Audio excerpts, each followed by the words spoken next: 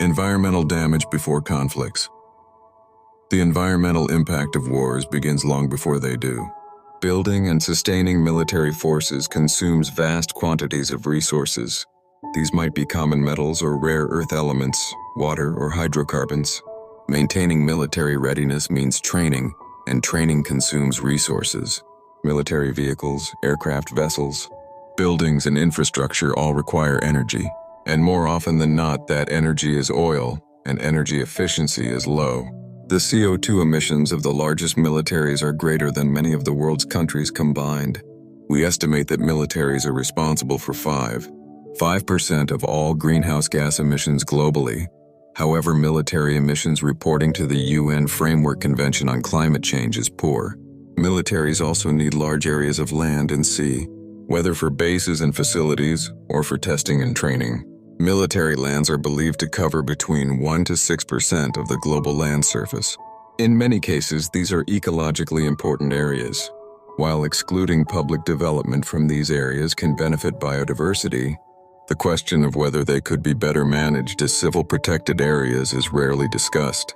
Military training creates emissions, disruption to landscapes and terrestrial and marine habitats, and creates chemical and noise pollution from the use of weapons, aircraft, and vehicles.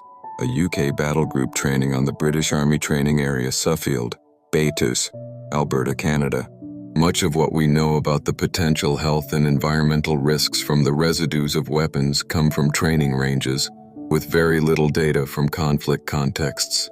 Now commonly used explosives are under increasing scrutiny thanks to civil chemicals legislation. Credit: Ministry of Defense. Sustaining and renewing military equipment and material means ongoing disposal costs, with implications for the environment. It is not just the most hazardous nuclear and chemical weapons that create environmental problems throughout their life cycle. The same is also true for conventional weapons, particularly where they are disposed of through open burning or detonation. Historically, vast quantities of surplus munitions were also dumped at sea. A history of weak environmental oversight has left many countries with serious environmental legacies linked to military pollution, with impacts on public health and vast costs for environmental remediation. These continue to grow as emerging pollutants like PFAS are identified. These legacies are also a problem around overseas bases, where one-sided agreements with host nations can reduce environmental oversight. Indirectly, high levels of military spending diverts resources away from solving environmental problems and away from sustainable development. International tensions stoked by high levels of military spending also reduce opportunities for international cooperation on global environmental threats, such as the climate emergency.